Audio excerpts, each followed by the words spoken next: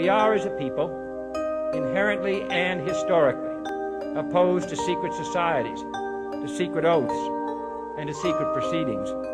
Behave yourselves. But that is the secret to LumaCorp's success. Control the head, and you control the body.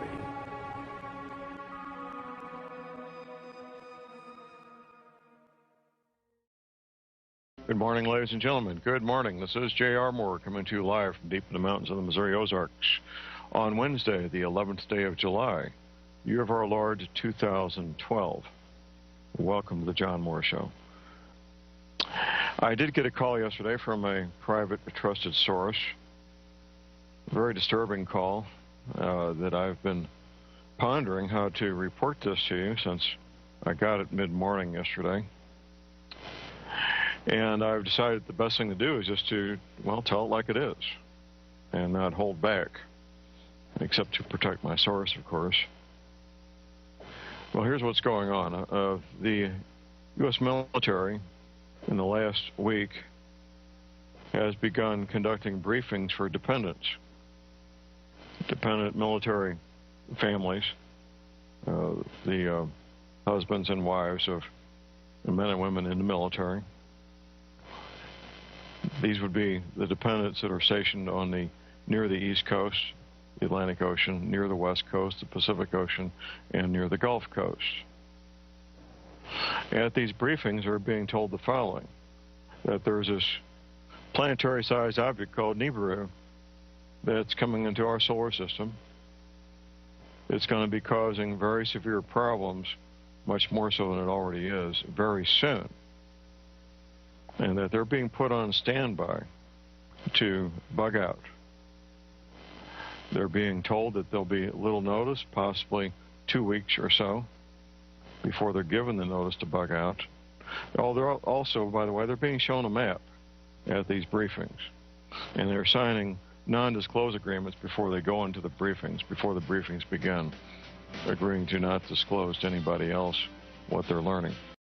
Anyway, at these briefings, these people are being told that when the call comes, they will only be able to take basically what you would take if you were flying on a commercial airline, a carry-on bag and one check bag with family photographs, personal, important papers, documents, and whatever clothes you can fit in. End of story. And they have to abandon all their other clothing, personal possessions, furniture, appliances, automobiles, all the rest of it. Well, the automobiles, I'm not sure. They might be bugging out in personal vehicles. That's unclear to me. And it's probably going to be a mixed bag of how people make their way away from these coastlines.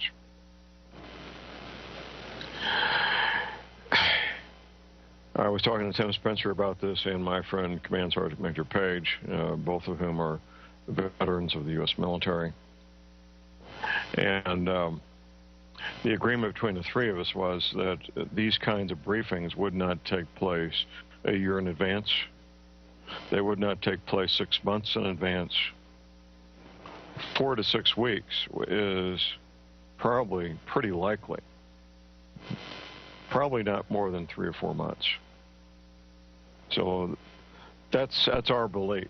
I hope we're wrong. I hope that this turns out to be incorrect information. If it is, well, that's great. If it's not, if it turns out to be correct, then you've got your heads up. So I asked the question this morning to all of you out there, to the several thousand of you listening to me on the morning of July 11th, 2012. What would you do if you had 6 years to prepare? What would you do if you had 6 months to prepare? What would you do if you had 6 weeks to prepare? There's going to be different answers to those 3 different questions, aren't there? 6 weeks is a possibility. I hope it's wrong. I truly, in my heart of hearts, hope that that is wrong. I know that at some point that we will get warnings like this that are viable and will be the real deal. And unfortunately, I think this may be it. I don't know. I hope it is not. My source will be I'll be talking to my source on a weekly basis for the foreseeable future, for probably several months into the future, probably till the end of this year, most likely. We're going to be getting to know each other real well, and communicating as we track this thing and see where it goes. My source doesn't want to hear this either. I mean, we're both mature men. We're both Vietnam vets, and he has a life he's put together for himself and his family that he doesn't want to see disrupted. I have a life I've put together for myself and my family I would just soon not see disrupted. But reality is, well, it is what it is. And when we get the call about the bug out, I will report it the next show I'm on the air. Anyway, my source told me about this dependent. My source is not the dependent, by the way.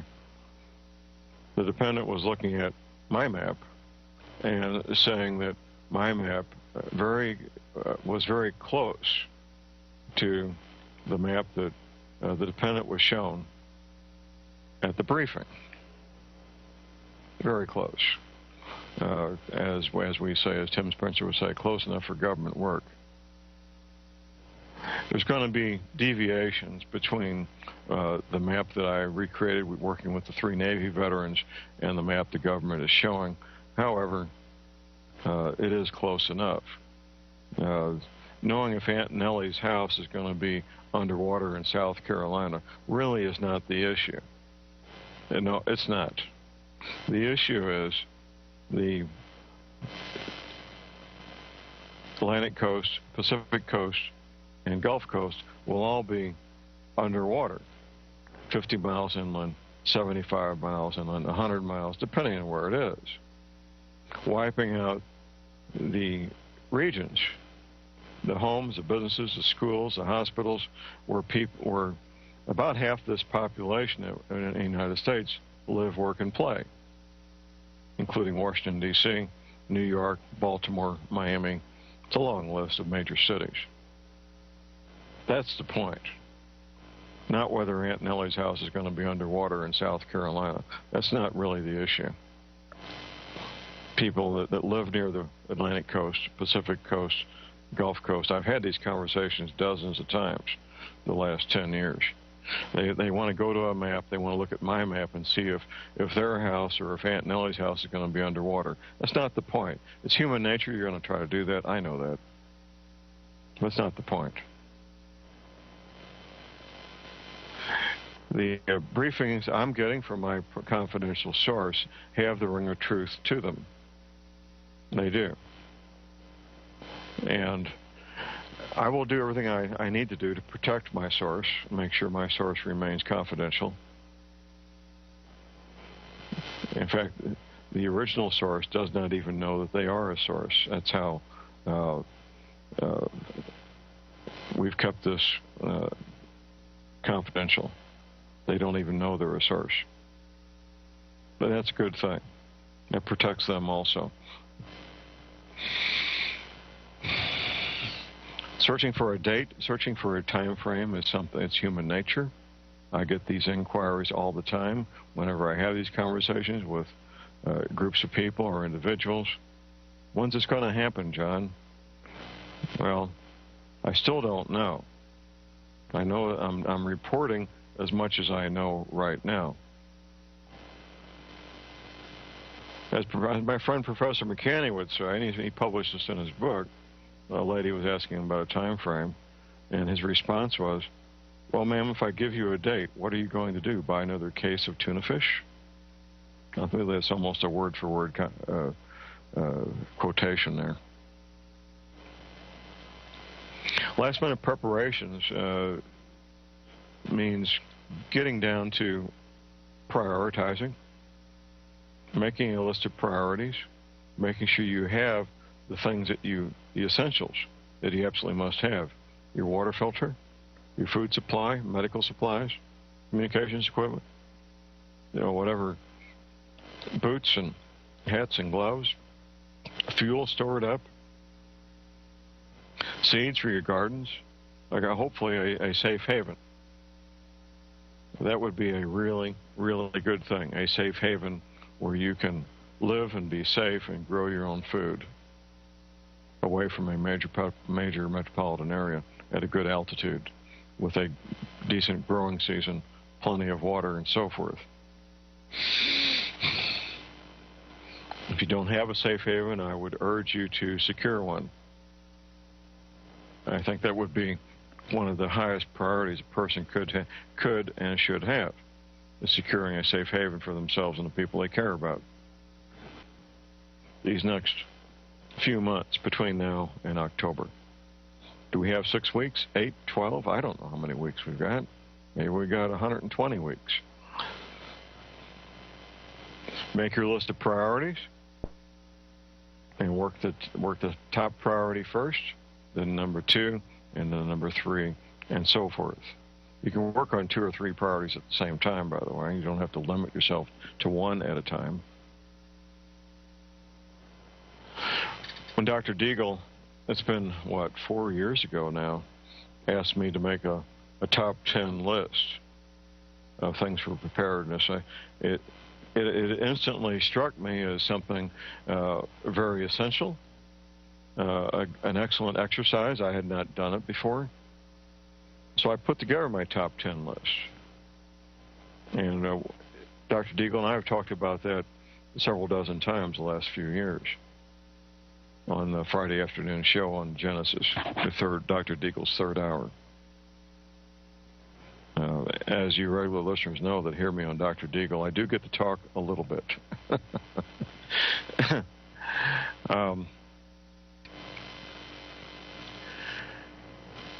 At some point, my source will let me know, and I will let you know. We have a caller on hold here, Linda in Ohio. Good morning, Linda. Hi, John. I just got my new video, so I needed to ask you. Thank you for updating, because I have new listeners listening in, and so they haven't heard any of this information before. So I know you think it's repetition, but well, coming into this cold can be quite a shock, to say the least. But go ahead, Linda. I understand. Are the lakes being affected? I live about 30 miles away from Lake Erie. Right. Or just the ocean. The larger the body of water, the more it's going to there's going to be problems. What's your altitude above sea level, Linda? I used to know, but I've been going to work in and out so much I can't remember anymore, but I will find out. Okay. Well, Google Earth, you can find the altitude of any place above sea level, any place on the planet with Google Earth. Okay. And how far away from the Atlantic Ocean are you? Oh, I'm in Ohio. Oh, you're in Ohio. Oh, okay. yeah. Okay, well, you're far enough inland. You got mountains between you and the ocean. You're probably going to be okay. I'd want to be some altitude above Lake Erie, maybe 100 feet or so, because there's going to be a lot of things other than just the oceans coming out of their basins. There'll be 200-mile-an-hour winds. There'll be earthquakes. There'll be a lot of meteors hitting our dear old planet here. But as far as Lake Erie is concerned, I would just want to be maybe 100 feet or so above the lake level, just for a bit of a margin of safety.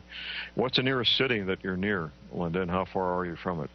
The nearest big city is Cleveland. Yes. Cleveland. And how far are you from Cleveland? Oh, about, I'd say 75 miles. Okay, well, that's not as far away as I'd like to see, but it's not too bad. You live in a fairly small town? Yes. Okay. Well, these small towns, is there a lot of agriculture in your area? Farming, ranching? Yes, there is, as a matter of fact. Okay. All right. Well, people involved in agriculture tend to be fairly independent. It's just part of their lifestyle.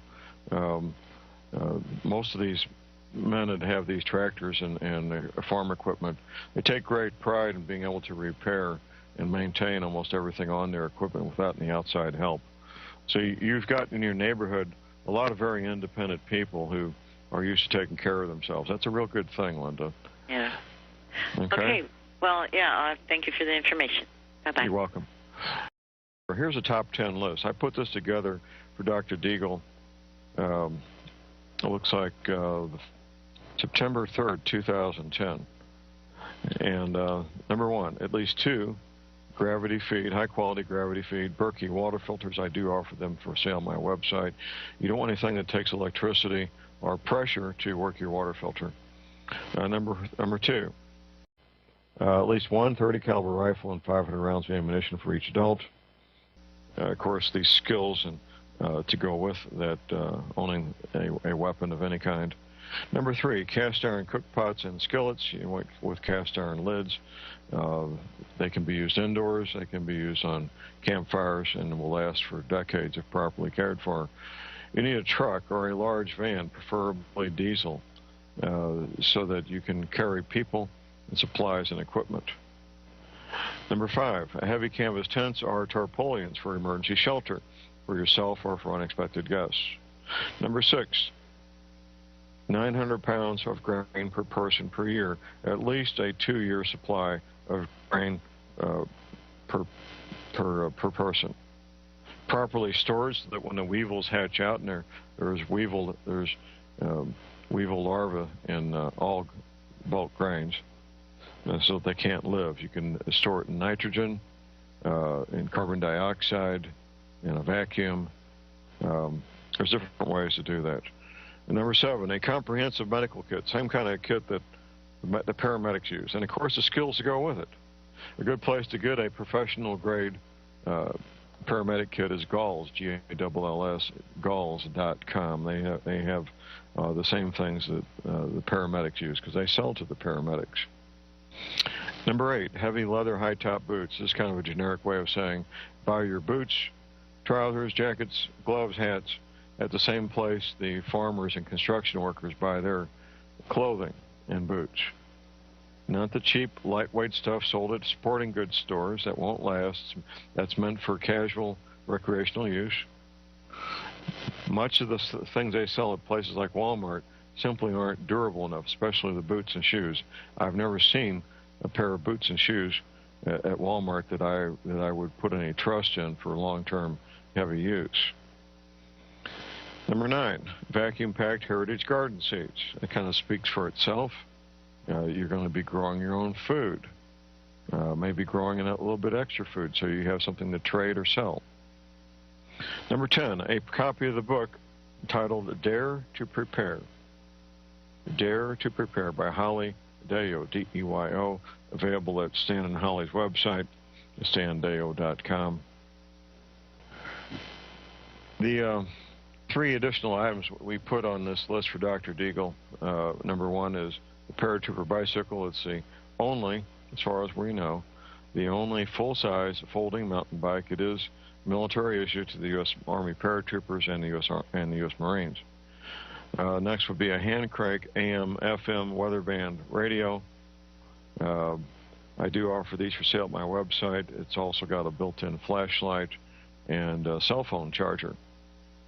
So that's a pretty good little unit, very compact and just a great little unit.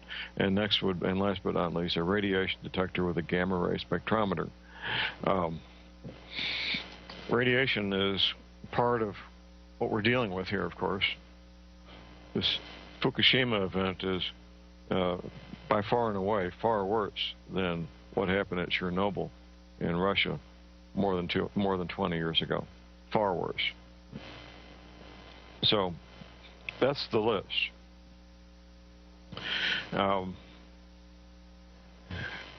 As Linda pointed out, Linda from Ohio a few minutes ago, we always have new listeners. Being exposed to this material for the first time can be quite shocking. A lot of people, it's so far away from their belief system that they simply outright reject it, and I expect that. That's why I go back frequently to the fact, and it is a fact, scientifically provable fact, and I've got some of the evidence at my website, that 2 years ago last month, it was June 12th, 2010, the Gulf Stream stopped.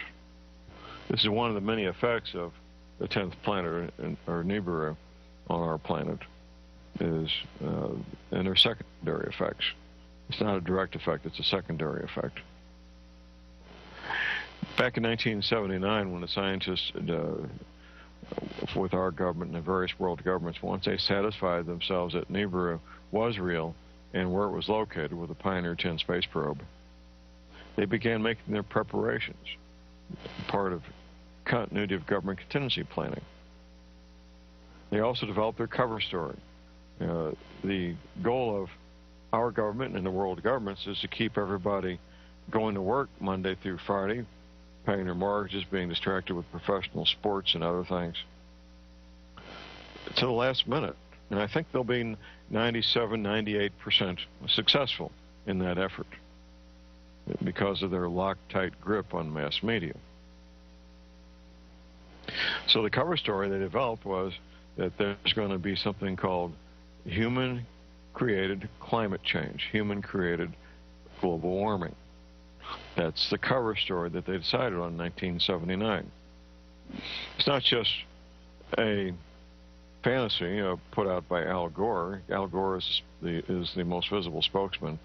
But this is the storyline put out by NASA and NOAA, the National Oceanic Atmospheric Administration, and the National Aeronautical and Space Administration, that human beings and human activity is creating greenhouse gases, which in turn is warming the planet. That's a complete fabrication, a complete fantasy.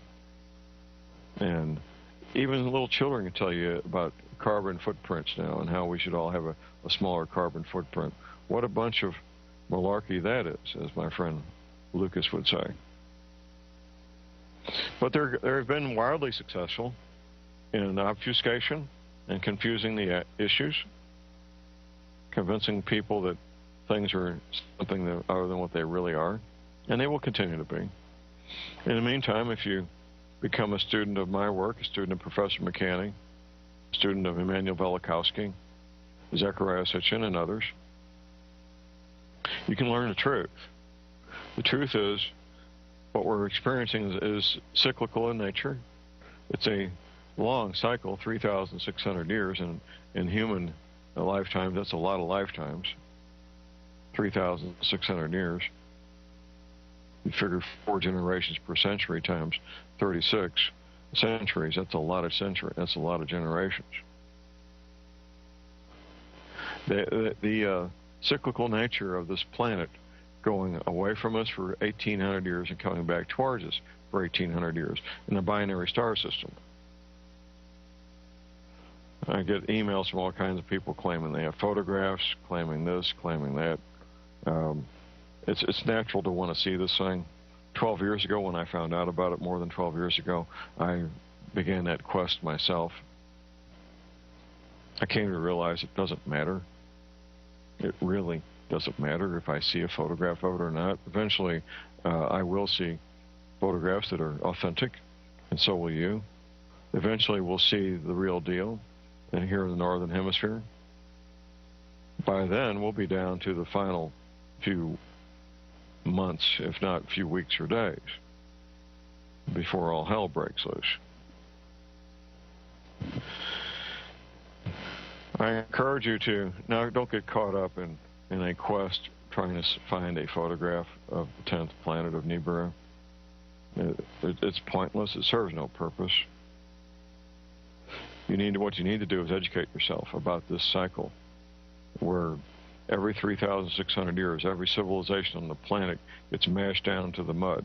Lucas told that story quite well in his first DVD. It's mainstream archaeology, by the way. Very mainstream archaeology. And they offer no explanation. Mainstream archaeology offers no explanation for all the civilizations on Earth 3,600 years ago collapsing, coming to a halt. They don't. I know why. And when you educate yourself, you will know why as well. It's very important that you educate yourself. Take the time to do the serious reading necessary.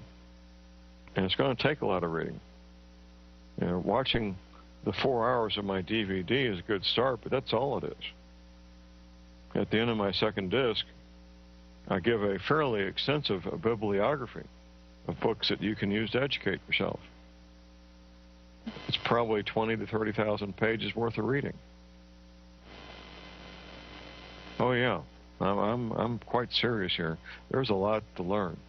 If you think you can have a comprehensive understanding of these matters by watching a 4-hour lecture that I put together, well, you're sadly wrong.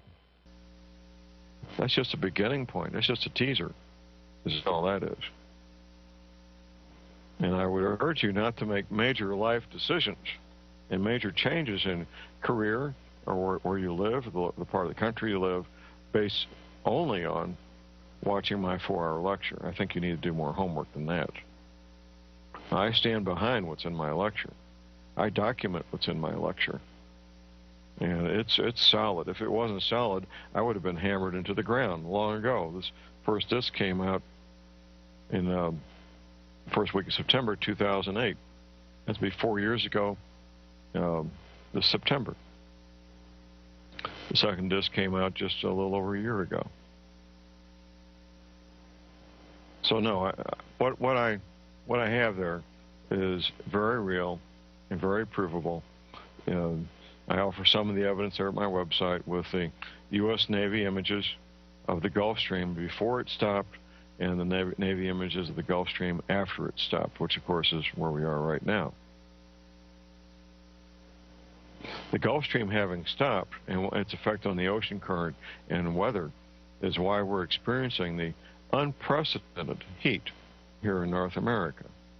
There is no precedent. We have weather records going back to about the 1880s in much of the country. This is the hottest year ever recorded in the 130 years or so of record keeping. Unprecedented. And what will happen in the future in terms of weather, I can't tell you. I think I can tell you with some certainty that it will be worse. That we'll have more frequent, more bizarre, and more dangerous weather events. Extremes of drought and extremes of too much rain. Extremes of high temperatures, extremes of low temperatures. Days where we have 200 and 300 tornadoes in one day. Who ever heard of such a thing? 200 and 300 tornadoes in one day. Earthquakes in places that have never had earthquakes. As you see these things increase, become daily events, you'll know, because I've told you so, you'll know that we're getting closer to the end.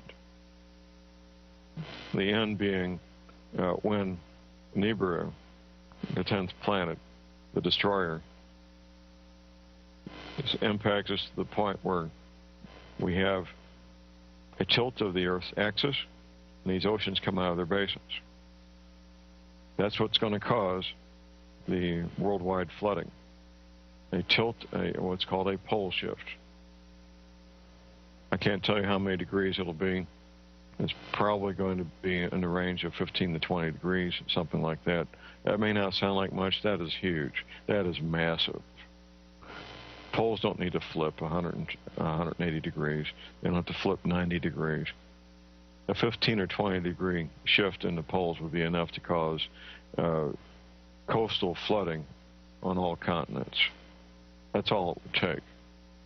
And when I use the word all it will take here, that's a massive, massive thing. They have something the size of our Earth tilt its axis 15 or 20 degrees. One of the difficulties I had putting this whole thing together was that the Navy veterans I was debriefing, they were sitting in the folding chairs getting the information. They were not the scientists who put the information together. And so the Navy veterans were told what would happen. They were not told why it would happen or how. They were told these oceans would come out of their basins. They weren't told what would precipitate that, what would make this happen. I had to find that out myself. That's when I found out there was a bulge of water at the equator, not quite 500 feet above sea level, being measured at Cornwall, England, held in place by gravity and rotation of the Earth. Anything that disrupts where true north is, disrupts the rotation of the Earth, will disrupt that bulge of water, which is hundreds of thousands of cubic miles of water, north and south of the equator, going north and south more than 1,000 miles each direction. That's a massive bulge of water. And once that water is disrupted, and if you're near a coastal area, well, baby, watch out. You're going to be underwater. One of my consultation clients down in Texas, he's about 80 miles from the Gulf Coast. I arrive at his home, and I'm about to get out of the Suburban. I look down and I see sand and seashells. All the ground, everywhere, the entire region there, sand and seashells. I looked him straight in the eye and I said, "This used to be under the ocean." He got kind of quiet because his wife was standing there, and he had not told his wife yet. And he said, "Yes, John, it was." Much of East Texas used to be under the ocean. Even areas 80 and 100 miles from the ocean, where the ocean is now, used to be under the ocean. And those are seashells. They're not the fossils of seashells. They are the seashells. So it wasn't millions and millions of years ago. They're just plain old seashells like you'd find next to any ocean right now. Have been laying there for about 3,600 years. So this is your wake-up call, ladies and gentlemen. Well, I started out the show with a warning. I'm going to wrap it up with the same warning because I know there's people that can't tune in the entire show. One of my trusted, private, confidential sources tells me that military dependents that are stationed with their spouses on the Atlantic coast, Pacific coast, and Gulf coast are now attending briefings. They have to sign non-disclosure agreements, briefings that they could soon get a bug-out order where they would be ordered to leave these coastal areas, taking only the equivalent of a carry-on bag and one suitcase, abandoning everything else. They may get as much as 2 weeks' notice before they get this order. They may not get 2 weeks' notice. This notice would probably, we believe, be given sometime in the next 4 to 8 weeks, 4 to 6 weeks. We don't know. It's not the kind of thing that would be given a year in advance or 6 months in advance.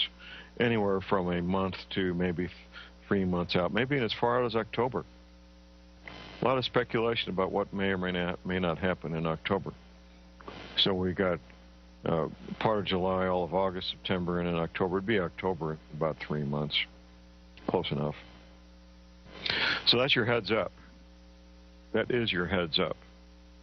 That these briefings are being conducted. They're telling these people that the planet Nibiru is going to be causing flooding of all coastal areas worldwide. They're being shown a map that's very similar to the map in my DVD, Global Warming, What the Government's Been Telling You, the map that I recreated with the help of 3 Navy veterans who saw the classified map the U.S. Navy displayed at their briefings going back to 1979. This is your heads up. Whatever you need to do to make your list of priorities, start working on it for your preparations, you need to be doing it. Time is of the essence. Time is of the essence. There's going to be some things similar in a lot of these lists and some things different. You all have our own situation to deal with. You know what your situation is. Just do it. I do private consultations, by the way, details at my website, thelibertyman.com. If you need some help gaining some clarity and focus as to what you're doing, I'll be glad to do that for you and with you. Hopefully this will blow over. We'll get through this fall, get past the fall elections, and life will be grand, and we can enjoy a joyous Christmas season where we celebrate the birth of our Lord Jesus and celebrate January 1st, 2013 with no major problems. I really, sincerely hope and pray that is what happens. I would not be carrying out my duty as a journalist, however, if I held back this information from you. I have a duty and a responsibility as a journalist, which I am, an investigative journalist, to put this information out. What you do with it is up to you. That's it for today, ladies and gentlemen. You all be safe out there. Buy lots of ammunition. Never give up your guns. The code words for today, for those of you behind enemy lines, turn to page 156, first paragraph. Page 156, first paragraph. Be safe and buy lots of ammunition. And thank you for feeding the Bush family.